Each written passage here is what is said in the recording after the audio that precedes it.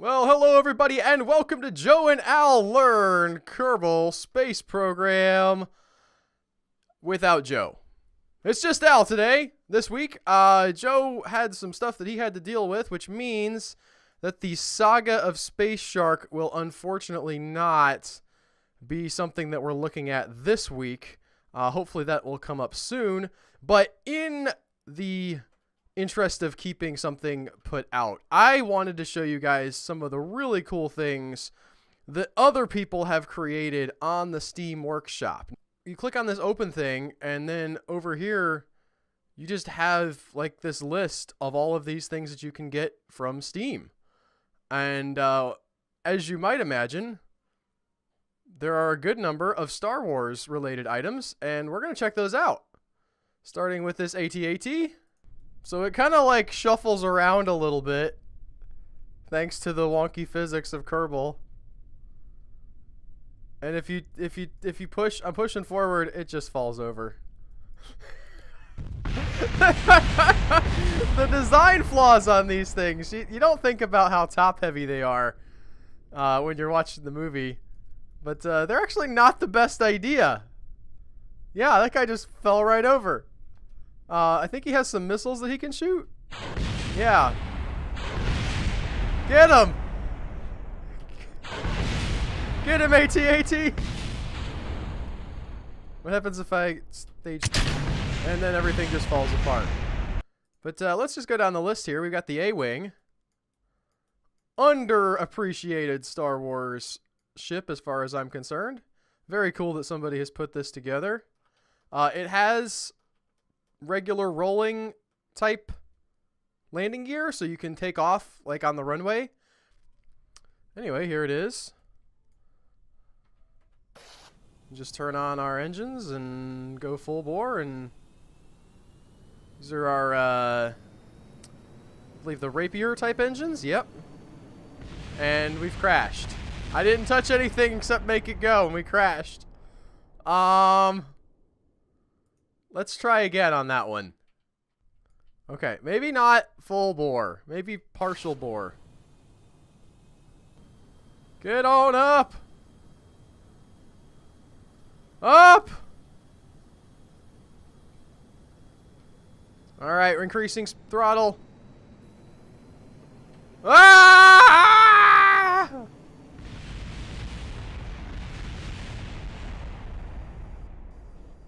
He lived!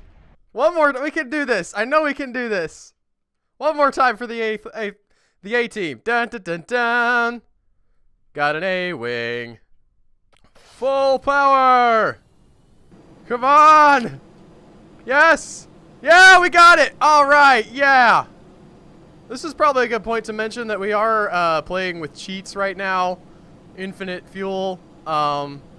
Which you can access, if you don't already know, by hitting alternate shift 12 and then going down into cheats and just checking infinite propellant. This guy does not like staying level. That's okay.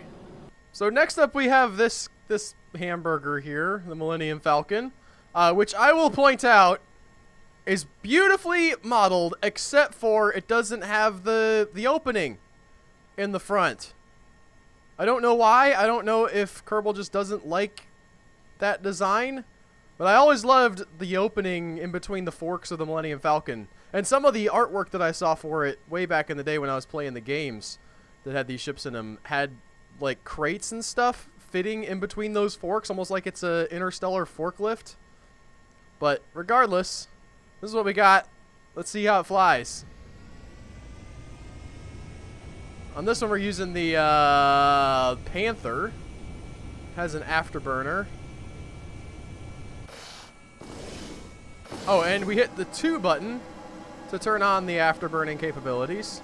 Yes. Yes. Making that jump to light speed. What up? We're gonna leave it on regular now. Oh, it does not fly real good on regular. We're losing speed. We're losing speed, Chewie! Punch it! I wish that there was like a landing option beyond just landing this thing. But really, realistically speaking, I'm not going to land it. They've put the control surfaces here sort of embedded in the engines and whatnot, which I think is a very smart idea. You can kind of see them operate, but not too much. I assume there are many reaction wheels beyond just these. Oh, that's battery pack. I'm sorry. Sort of making any of this possible at all. They didn't talk about in Star Wars that the Millennium Falcon just handles like a brick. But it's true. And we can pretend they got some Imperial somethings over there. Fire our rockets. I do like the inclusion of the satellite dish. That was a beautiful touch. They do not go. Oh no! What is that? What did we lose? That wasn't a missile. I don't know what that was supposed to be. We launched something. Maybe that was a escape pod. Yeah. So next up we have this pod racer with no landing gear. Oh, it does have landing gear. They just don't start extended. Okay, I am sorry. I besmirched the creator of this. Clearly I was wrong. You need to extend the landing gear before you can launch your pod racer. So, full disclosure, I did test drive a lot of these, and I was so annoyed because the pod racer just kept exploding immediately because there was no landing gear, or so I thought. And I said, what is up with this? Why doesn't this work very well? And I went into the forums to check it out, and everybody's singing the praises of the pod racer and how well it flies and how cool it is. And then it turns out I just didn't know how to... Whoa! I just didn't know how to retract the landing gear. You ever wonder, like, how high the pod racers could theoretically go? Like, they stay close to the ground for the races, but do they have some kind of a force field that only allows them to go a certain height? Sort of mimicking wheels, in a sense? Or could they actually go much higher, but they would just get disqualified from the race? I think people are just, like, driving around in pod racers normally. Like, you know, like in NASCAR, like, they're racing the cars super fast, but also, like, regular people just have cars. There must be people in the Star Wars universe that just drive a pod racer to work. To go be a medical transcriptionist or whatever. Let's see if we can land this thing. We probably can't. These engines are so powerful.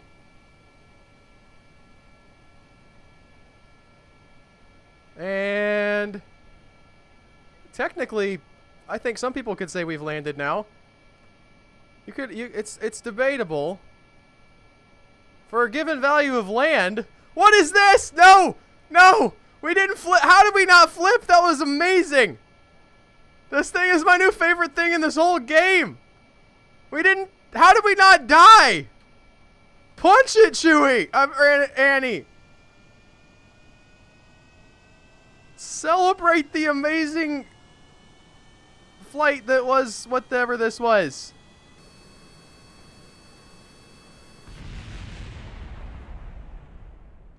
Well, we don't have to worry about that Darth Vader guy anymore. Next up, we have the TIE Fighter, which, as you may have noticed, is not the most aerodynamic of crafts. However, we are able to launch him vertically with the vertical whatever those words are. We're able to launch him vertically with this downward-facing engine. Not exactly canon, I don't think. And hoo boy, is this a tricky thing to maneuver. Yeah, like that. Let's try again. So there's a downward facing engine and then there's these backwards facing engines. We have an action group to toggle them. It's 1 for the ones in the back and 2 for the one on the bottom. And then we throttle up or down as we need.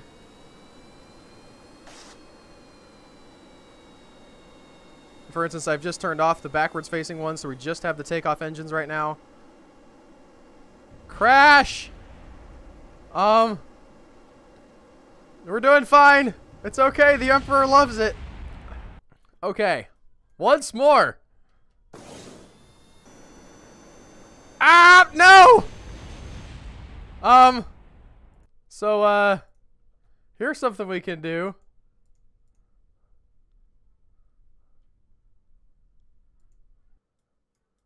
Alright, well, yeah, so, anyway, here's the TIE Fighter. You know. That's the sound he makes. In space!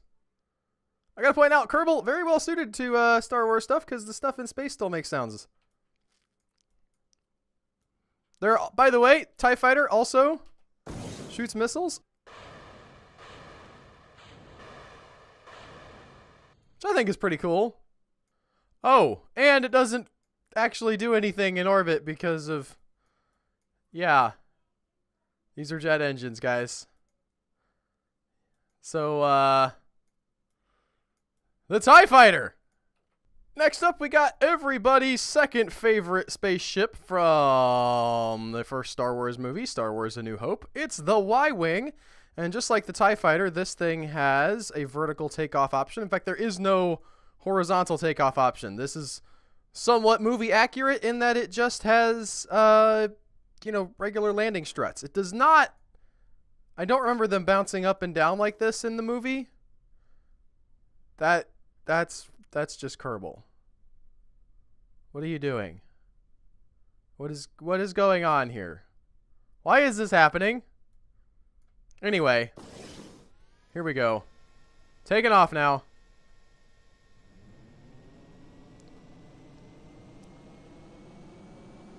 Real slow.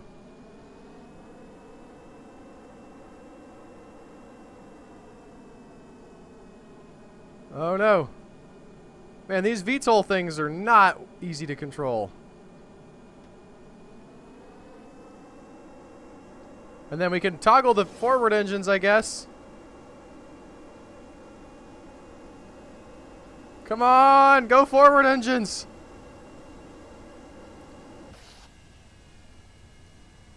Yes, if only this had some kind of aerodynamic quality.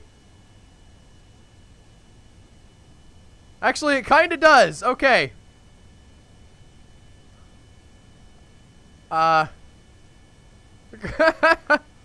Oh, we should retract our... No! We've retracted our landing gear.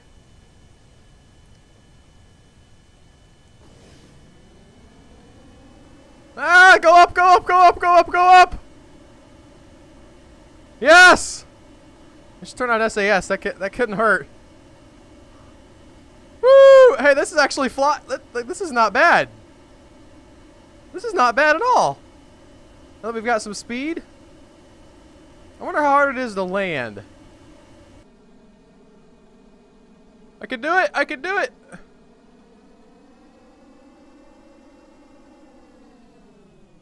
No! No, no, no, no, no, no! Yeah, we're fine. That's classic Star Wars landing right there. I could just flip it back over. Use the Force! Use the Force, Jebediah! Well, there's that. So, next up we have the awesome Sandcrawler from Episode 4 that the Jawas ride around in and capture our droid friends with. And if you notice right here, we actually have a cool little droid guy right in there. I don't know... So, oh, he has a small circular intake, surface scanning module. The level of detail on this droid, I gotta say, like, it's just...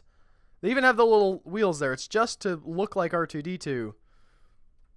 And modeling these things just to look like the stuff they're supposed to be is really fascinating to me. But obviously this is meant to just to drive around. It's not going to take off. Unless we do something wild, and maybe we will. And obviously, we're not going to stay on the runway for this. We're going to go off-road. Oh, yeah, Jawas! Get some air! I like this little detail here, this relay antenna that's standing in for the the hatch on the back. I think they've sunk it in a little bit. It's really clever how the different parts in Kerbal have been repurposed for a lot of these different builds. I'm seeing here that there's actually some stuff I can trigger. I don't know what happens if I hit the space bar. Let's find out. Okay. Well, I started an engine, but it didn't actually do anything. I'm assuming these parachutes are cosmetic also? Let's find out.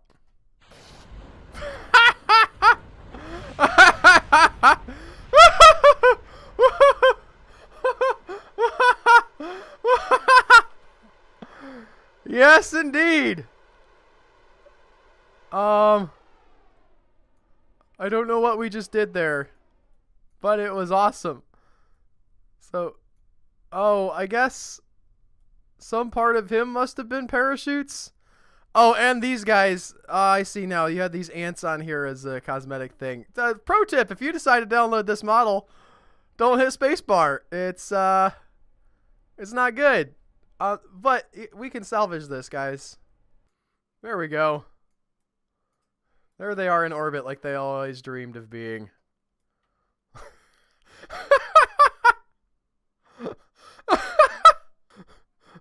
The messed up Sandcrawler, ladies and gentlemen. Some Jedi got mad, force lifted it into orbit, and here they are. Bum bum bum bum bum bum bum bum bum bum bum bum bum bum bum bum bum. Bum bum bum bum bum bum bum bum. Bop bop bop bop bop bop. Bop bop bop bop bop bop bop bop. Yep. It's an entire Star Destroyer. Not quite to scale, but still pretty impressively large, I must say. And this one just goes.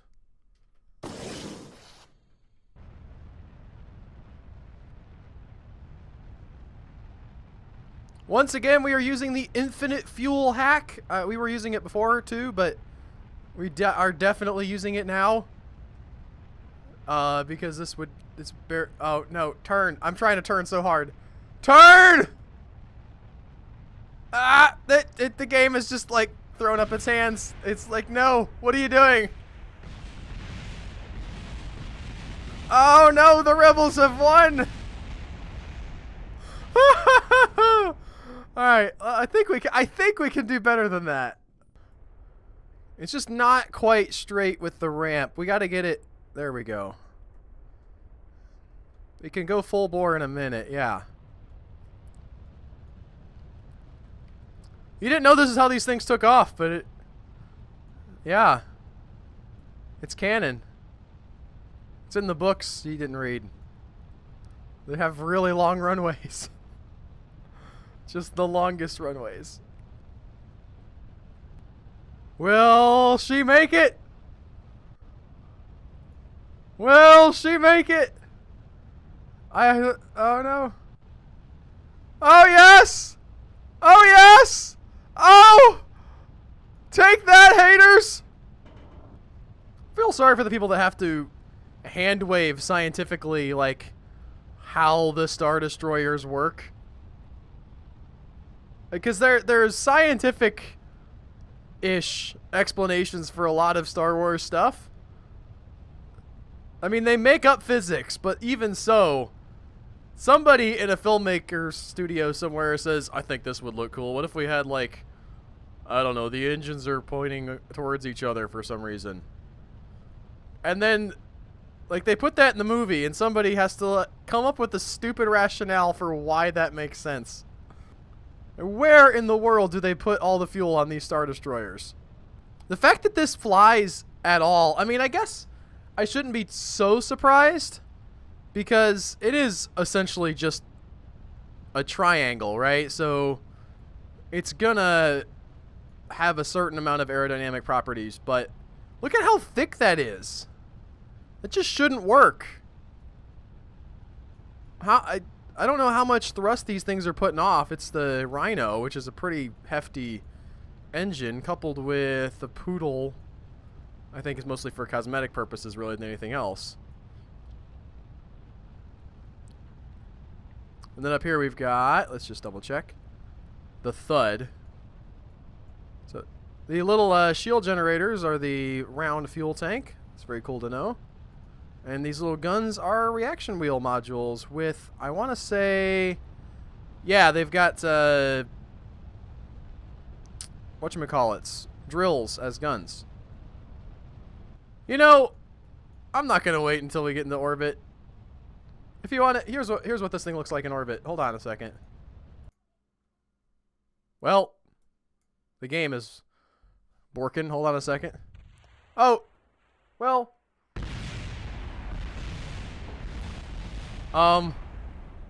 So that's what it looks like in orbit. Yowza. Kerbal didn't like that. And of course, no Star Wars ship list would be complete without the fan favorite, the X-Wing. Unfortunately, Kerbal doesn't allow you to have the S-foils open and close. Maybe one day. I would really love to see the stock parts to build Star Wars ships added to Kerbal. That would be a neat expansion. Obviously, you'd have to get Disney to sign off on it. There's a lot of trickery happening here to make the shapes work. For instance, you have these engines stacked up on top of each other to make, I think these are intakes actually, to make the weird, funky front nose cone shape happen. You have pieces of tanks and other tanks layered on top of each other to make the shape of the nose kind of work. This cockpit is sort of shoved inside of another piece of a thing, but the end effect is just incredible. And just like with the Y-Wing and the TIE Fighter, this one is a VTOL. Let's get all of our info back up and try it out. You use the 2 action group to toggle the bottom engine and bring it up. Doesn't seem to be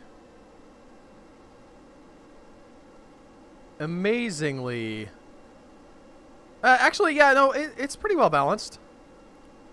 And we're going to toggle these back engines here. Just like with the TIE Fighter, this is only available to actually fly in atmosphere because we're using Juno engines and down here is a Rapier. Or, I'm sorry, Panther. Now, we could have had wheeled takeoff for this thing, but the creator chose not to do that. For, I would say, understandable reasons. The X-Wing takes off vertically in the show, in the movies, so might as well do it that way here, too. And let's see if we're going fast enough to not fall out of the sky if I switch off this bottom engine. Hey, we kind of are. Let's go ahead and get our landing gear up.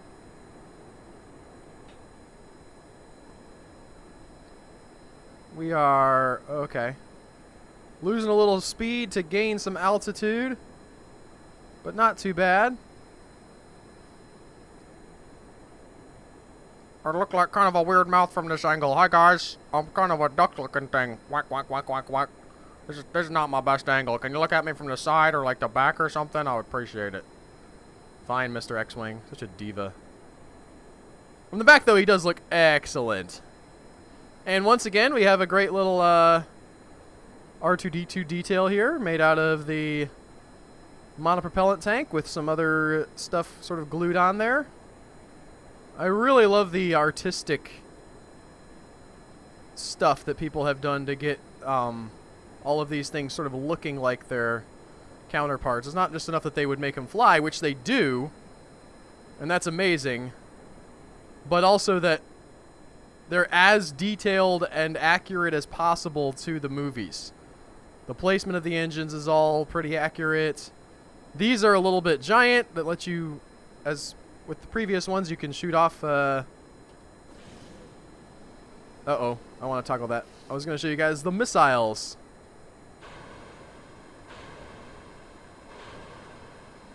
You can shoot missiles off, just like with the other one. I am disappointed... The X-Wing lasers always fire from the opposite way, the sort of X wings. So this one and this one would fire, and then this one and this one would fire.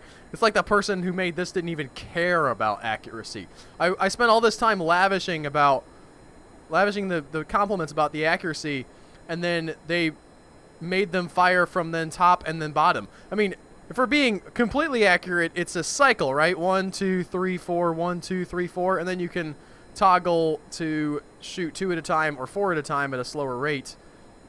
Or maybe that was just the Rogue Squadron games. I love those games. So here we are in the orbit of the Mun this time. I wanted to go for a little bit different look. The maneuverability of this thing is really excellent up here in space. It's not going to do anything as far as flying goes because, once again, we are dealing with in-atmosphere engines. And last but, well, yes, also least, I have something for you guys that I could not find on the workshop.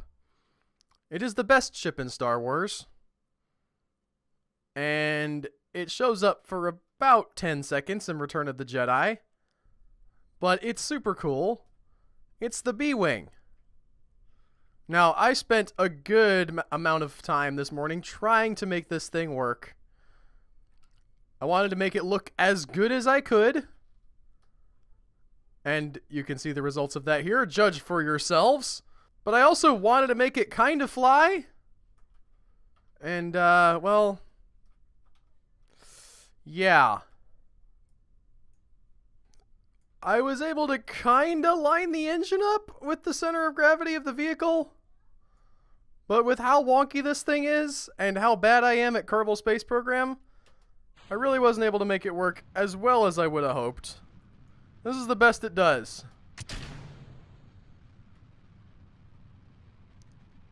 It's, not great. It's got some reaction wheels on it, which do help. Ah! This is like the best I've ever gotten it to fly. I don't know why the B-Wing doesn't get more respect, though. I really don't. It's such a great ship. Not demonstrated well here, but the way the cockpit swivels and the whole engine swivels around underneath of it, and then these things pop out. Come on, guys. It was like someone saw the X-Wing with its wings that popped out, and they said, okay, yeah, we got you. But what if we did something really cool? And this is what they came up with.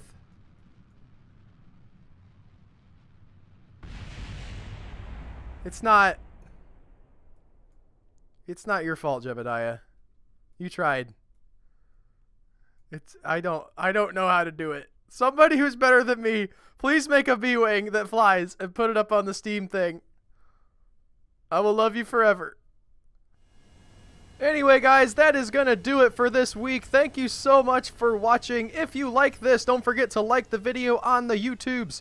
Subscribe to our channel. Joe will be back next week, we hope. And if you really, really love us, you should go over to patreon.com, patreon.com/humanechoes, and check us out over there. You can help support the stuff that we make and help us make more of it. We'll see you guys next time. Take care. Hey guys, thanks for watching our video. If you like the things that we make, you should consider becoming a patron over on patreon.com. There should be a link up on your screen right now or in the description of this video. Click it, go to Patreon, and help us make awesome stuff.